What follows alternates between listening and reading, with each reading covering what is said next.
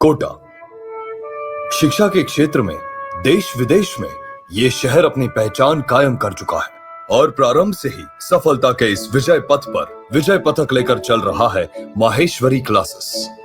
Within a span of 30 years, Maheshwari Classes has embarked upon a mission that envisions the whole world of education through its services from standard 8th till university. In this pursuit, Maheshwari Classes has to give credit to its team. IIT JEE की best coaching है। Year on year best results यहीं से आते हैं। Not only in JEE but also in mains, Olympiad, KVPY, NTSE and other exams. Maheshwari Classes. We will make a change together.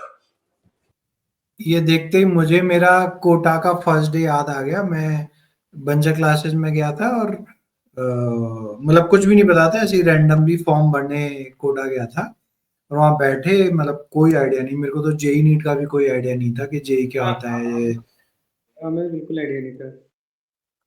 और फिर वहां पे मैं बैठा, वहां इतने सारे फोटो लगे हुए हैं, ये AIR1, ये AIR1, ये AIR1। यार ये क्या चल रहा है, क्या हो रहा है, क्या हो रहा है। तो बिल्कुल वही सीन पकड़ रखा है, तुम्हारे हाथ में ब्रोचर होता है और तुम बस सोचो कि अबे कहाँ आ गए, ये क्या जगह है ये।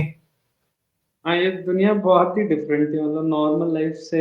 वहाँ एंटर से बच्चे बच्चे लोग तो दिख ही नहीं रहे थे मुझे, नॉर्मल लोग सिर्फ स्टूडेंट दिख रहे पूरे कोटा में। से लग रहा था कि कोटा में और कोई रह ही नहीं रहा है। लॉन्ग टाइम यही फीलिंग थी कि कोटा में कोई और रहते ही नहीं है, तो बच्चे ही रहते। ऐसा नहीं कि हम लोग जागरूक नहीं थे सर। कोचिंग में एडमिशन भी हम लोगों ने अप्रैल में ही ले लिया था, लेकिन इटारसी में लोकल वहां पर भी वो बड़ा अच्छा कर रहा था सर, टॉप 3 में था। लेकिन जब नवंबर में ऑल इंडिया टेस्ट सीरीज हुई तो आंखें खुल गई सर। वैभव का दोस्त पीयूष आप ही का स्टूडेंट है, स्कूल में वैभव से पीछे हुआ करता था। अब पूछेगा उससे, पता चला वो भी आगे निकल गया सर। वैभव बड़ा ही कर्मठ छात्र है, पढ़ाई भी बहुत करता है, लेकिन इटारसी में कोटा जैसे फैसिलिटीज कहाँ। एक ही तो छोटा सा इंस्टीट्यूट है वहां पर। सक्सेस तो रेस छोटे हैं। गोयल क्लासेस तो 400 बच्चे हो गए इस साल। हाँ सर, गोयल क्लासेस में ही था अपना वैभव। गोयल में था जी। फिर तो केमिस्ट्री काफी वीक होगी, अकेले कवर नहीं कर पाएगा। नहीं सर, लड़के में दम है, हाई स्कूल में नहीं। बेसिकली दिखाना चाह रहे हैं कि मतलब इस लेवल का कंट्रोल है पूरी इंडस्ट्री पे कि किस कोचिंग में कौन है, कितने बच्चे हैं, कब उसका केमिस्ट्री खराब है, फिजिक्स खराब है, कौन सा फैकल्टी रहा होगा। क्योंकि इन्होंने तो सारी फैकल्टी ले ही ली थी, जो भी अच्छा और इसीलिए शायद पता है ना कि अरे ये तो हमने उठाया ही नहीं वहां से। हाँ, वही तो।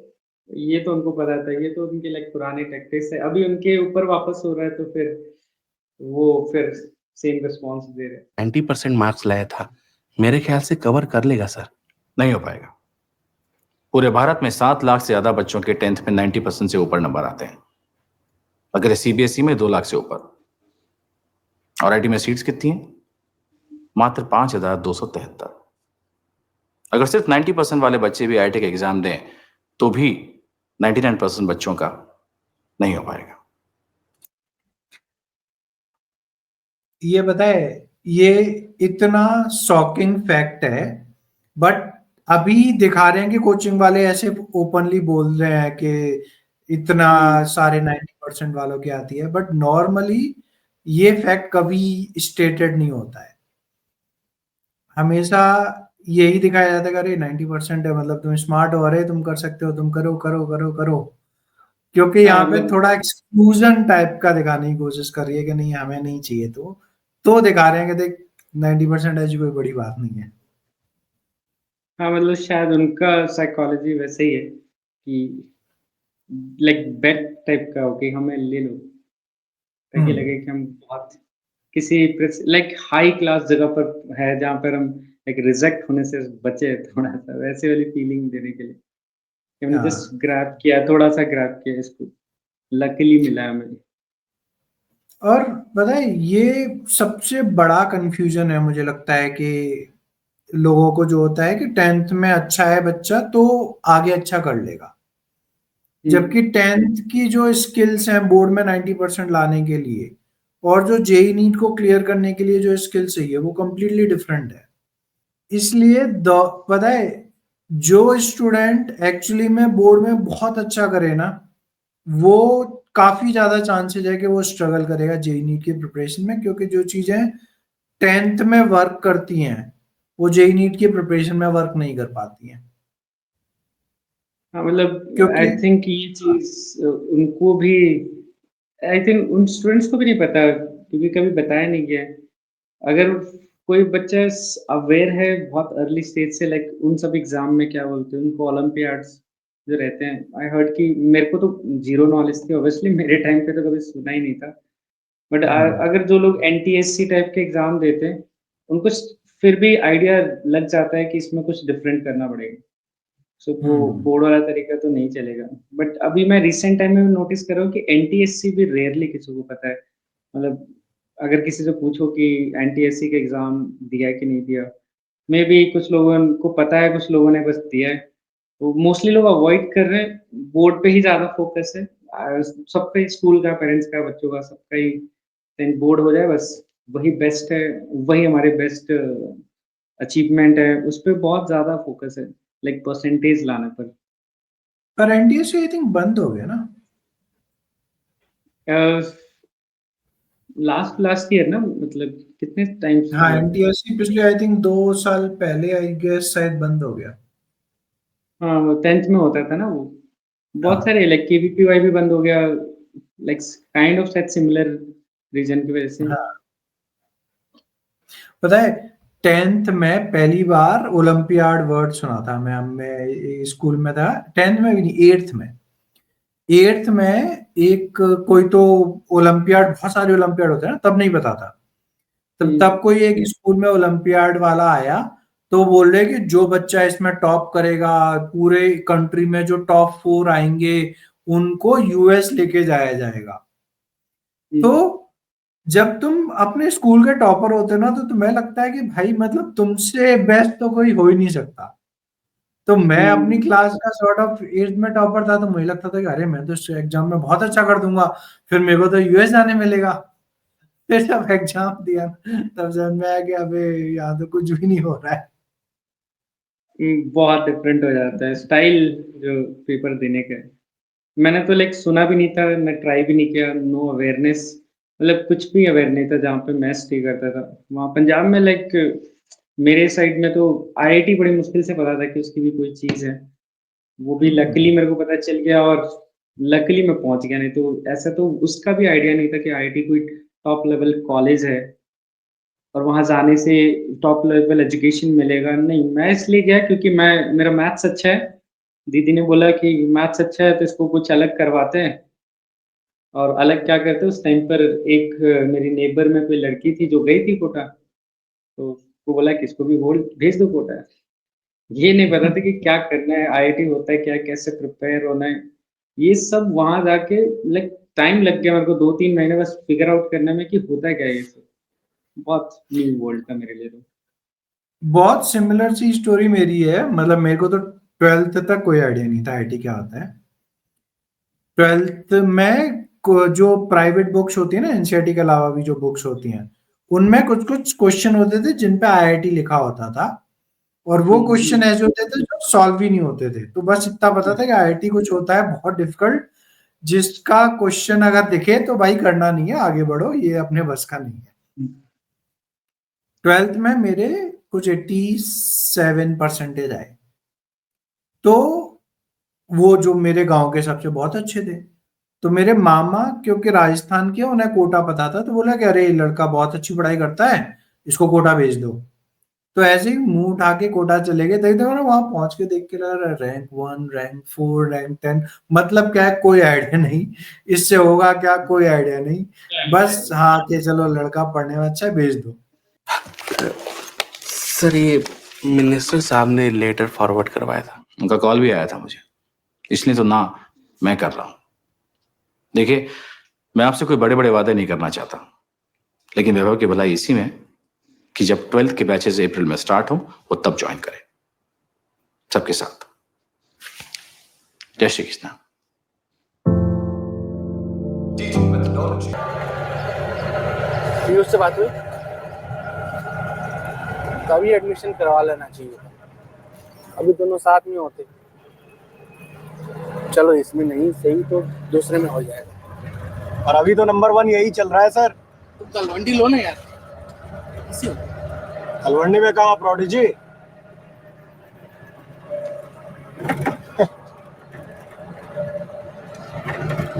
भैया आप कब से हो कोटा में? हम तो बेटा यार तब से है जब कोटा फैक्ट्री नहीं शहर हुआ करता था। तब कोचिंग क्लासेस की यूनिफॉर्म नहीं हुआ करती थी और ये सारा माहौल एक छोटे से मोहल्ले विज्ञान नगर तक ही सीमित था। कितना सटीक नाम था नहीं सर? हाँ, वो कोई अग्रवाल क्लासेस हुआ करती थी ना। कोई? अरे एक जमाने में अग्रवाल साहब का एक छत्र राज हुआ करता था सर। दान भतेरे हैं आज और गॉडफादर एक ही है। इस जुरासिक तो अग्रवाल सर मतलब ऑब्वियसली बंसल, मतलब ओजी वीके बंसल, जिसने पूरा जेई नीट की कोचिंग का स्टार्ट किया। कोटा में तो पहले वही था, शायद उन्होंने छोटे से ट्यूशन सेंटर की तरफ शुरू किया था आई गेस। अभी ये नहीं पता था मुझे कि विज्ञान नगर में किया था। मैं खुद विज्ञान नगर में रहता था, मुझे ये नहीं पता था कि विज्ञान नगर से शुरू किया था।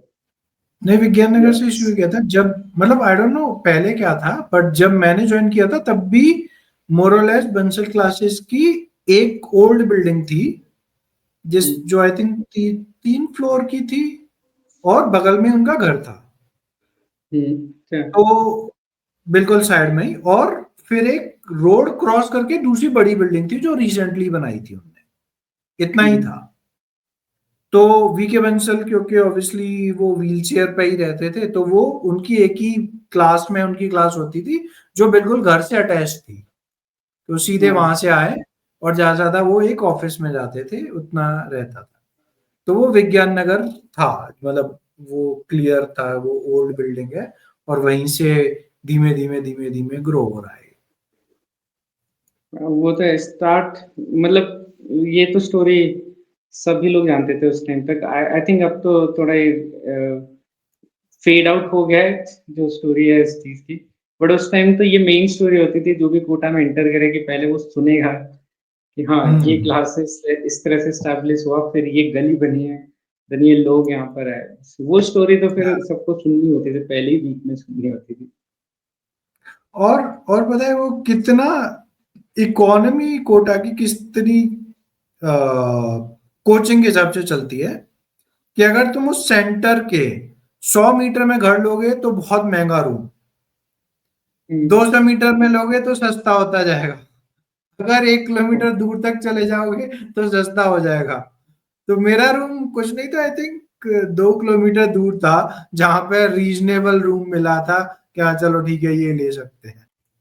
पार्क की स्थापना उन्होंने ही की थी। आम शहंशाह नहीं है, लेकिन रिश्ते में तो सबके बाप ही लगते हैं। कोटा का स्टीफन हॉकिंस कहते हैं उन्हें। Hawking king. हाँ, किंग ही तो है। खुद के बच्चों का आईआईटी में नहीं हुआ, लेकिन उन्होंने हजारों का करवाया है।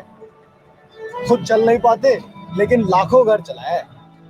अरे सर, उन्हीं की बदौलत आज शहर में हर दूसरे घर में पीजी और हर मोड़ पे मेस है, और होना भी पड़ेगा। हर साल 2 लाख से ऊपर बच्चे आ जाते हैं। कहीं भी पत्थर फेंक के मारोगे तो स्टूडेंट को ही लगेगा। मारना मत। ये बिल्कुल सही है कि तीनों बच्चों का खुद का नहीं हुआ, बट मतलब तीनों ट्राई किया।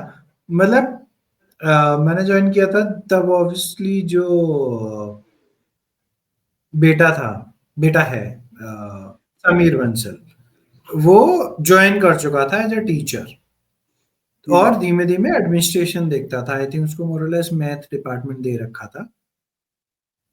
पर मतलब आई थिंक इसीलिए ये बोल रहे हैं ना कि अब तो बंसल क्लासेस हार्डली कुछ है, और आई थिंक उसका रीजन है कि भाई टाइम के साथ चेंज नहीं हुए।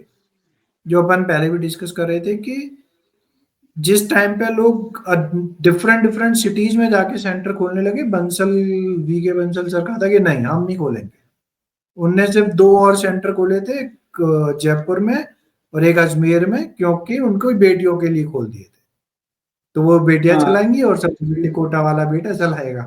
वो था उनका कि कोटा मेरा घर है ना, काइंड ऑफ थिंग, कि मैं यहीं हाँ रहूंगा, यहीं पढ़ाऊंगा, यहीं सबको पढ़ाऊंगा और यहीं से सबको आईटी लाइक शायद वो फीलिंग थी उनके मन में, और बोलते भी लोग थे कि वो ऐसा ही फील भी करते हैं at the like till the end. I think वैसे ही उनका माइंडसेट था मे बी। है नहीं, मतलब वो एक पर्सन पूरा सिटी बना सकता है, ये हार्डली कभी हिस्ट्री में रहा होगा, और वो सिंगल पर्सन है जिसने पूरा कोटा सिटी की इकोनॉमी चलाई है, वरना कोटा में है ही क्या। उसके अलावा तो उस टाइम पे तो कुछ भी नहीं था, अब तो शायद बहुत कुछ हो सकता है, उस टाइम पे कुछ भी नहीं था। ये शहर नहीं है सर, एक बहुत बड़ा हॉस्टल है। यहाँ लड़ाई इस बात की नहीं है कि कोचिंग आईआईटी का सोल्यूशन दे पाई या नहीं, बल्कि इस बात की है कि किस कोचिंग ने सबसे पहले दी। अरे सब पागल है यहाँ सर, हर तरफ बस यही बात होती रहती है कि कौन से इंस्टीट्यूट ने टॉपर से फीस ली, किस इंस्टीट्यूट ने उसे सही में शिक्षा दी और किसने सीधा रैंक ही खरीद ली, कौन सा टीचर किसने खरीदा, कौन सा फैकल्टी इंस्टीट्यूट छोड़ के अपना अलग इंस्टीट्यूट खोल रहा है और कौन उसके इंस्टीट्यूट से भाग रहा है। अरे पढ़ाई कर लो थोड़ा भाई, आगे देख के चलाओ ना भाई। बस यही सब बिग बॉस चलता रहता है। बिग बॉस देखते हो कि नहीं देखते हो? जी देखता हूँ। यहाँ कोई नहीं देखता।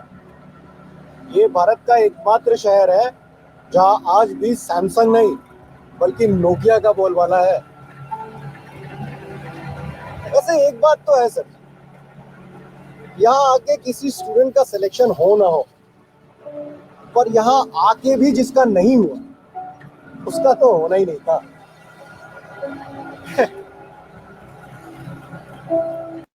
ये मुझे लगता है कि थोड़ा गलत है कि नहीं, 100% गलत है। यहाँ आके भी नहीं हुआ तो नहीं होना था। मतलब मुझे लगता है कि तुम अगर एक्चुअली में ऐसी जगह पहुंच जाओ जहां बहुत सारे अच्छे स्टूडेंट हैं, तो तुम एक्चुअली में अपने लेवल से शायद कम परफॉर्म कर पाओगे। हाँ, मतलब कॉन्फिडेंस भी तो स्टार्टिंग पॉइंट जो है, मतलब ये तो नहीं है कि अगर कोई कोटा नहीं गया या नहीं गया, और ऑब्वियसली आज तो क्लियर साइन भी है कि ऐसा तो है ही नहीं कि सिर्फ वहीं से हो रहे हैं ये तो। उस टाइम पे लेकिन कोटा ये शो करने की बहुत कोशिश करता था हर एडमिशन के टाइम पे। उस टाइम पे तो बोल देता है कि भाई कोटा ही है और तो कुछ है ही नहीं कहीं पे, और क्या ही जाओगे, कहाँ जाओगे, आईआईटी जानी है, नीट क्लियर करना है तो कोटा जाओ। नहीं, मेरा मेरा ये पॉइंट है कि एक्चुअली में अगर मे बी तुम बहुत ब्रिलियंट हो और प्रूवन ब्रिलियंट हो, मतलब नॉट इन योर हैंड, तो मे बी, अब पता नहीं, पर मतलब मे बी एटलीस्ट 5 साल पहले तुम कोटा जाओ तो शायद तुम्हें बहुत अच्छा फायदा होगा। बट अगर तुम उस लेवल पे नहीं हो तो शायद कोटा गए तो 50-50 चांस है तुम्हारे, होना होगा तो हो जाएगा, नहीं होना होगा तो बिल्कुल नहीं होगा। मतलब मैं एक सिंपल एग्जांपल दूं, मैं और मेरा एक और दोस्त दोनों कोटा गए थे, जिन दोनों लोगों के सपोजिटली बोर्ड में ऑलमोस्ट इक्वल नंबर थे। मतलब उसके भी लगभग 87 थे, मेरे भी लगभग 87 थे। मेरा सिलेक्शन हुआ और उसका जो रिजल्ट 12th के बाद था एग्जैक्टली वही रहा। मतलब कोई इंप्रूवमेंट नहीं, कोई मतलब थोड़ा बहुत डिक्रीमेंट ही हो गया होगा। इन द एंड उसने वही कॉलेज लिया जो वो 12th के बाद भी ले सकता था। तो कोटा में रिजल्ट जो है ना, मैं कह रहा हूं ना कि वो बिल्कुल अप एंड डाउन होता है, कि या तो तुम बहुत ही ब्रिलियंट रिजल्ट लेके आओगे या फिर तुम बिल्कुल ही बर्बाद होके आओगे, कि तुम्हें इस लेवल का डिप्रेशन हो गया कि तुम्हें समझ ही नहीं आ रहा है कि क्या करना है। इसीलिए आई थिंक इतना बड़ा सुसाइड का प्रॉब्लम क्रिएट हुआ, क्योंकि वहां पे जो जब पीक टाइम था तब पूरे कंट्री का टॉपर वहां पहुंच रहा है, और तुम उनसे अगर कंपीट करने की कोशिश करोगे और तुम थोड़ा भी पीछे हो तो तुम्हें लगेगा कि अबे मैं तो बिल्कुल ही लायक ही नहीं हूं इस चीज के। जबकि तुम डिसेंट हो, तुम पहुंच सकते हो, तुम कर सकते हो, बट सिर्फ तुम ऐसे लोगों में सराउंड हो गए हो जो बहुत ही वो है। मैं लोगों को एग्जांपल देता हूँ कि भाई तुम उसेन बोल्ट के साथ दौड़ोगे तो तुम बहुत अच्छे अगर रनर अप हो तो भी डिप्रेशन में आ जाओगे। पर पॉइंट ये है कि तुम्हें उसके साथ दौड़ने की जरूरत ही नहीं है, तुम अपना खुद का पास रास्ता कार्व आउट कर सकते हो। और जो सिंपल एग्जांपल है कि ऑल इंडिया रैंक 1 में भी 90% लेके आता है, 95 इवन 97 98 तक भी ले आता है। बट अंडर 10,000 रैंक लाने के लिए तुम्हें 40% मार्क्स ही चाहिए। तो जो 40% ला रहा है अगर वो टॉपर से कंपेयर करेगा तो वो डिप्रेशन में ही रहेगा कि अरे मेरा तो कुछ हो ही नहीं रहा। बट एक्चुअली में दोनों लोग आईआईटी जा सकते हैं।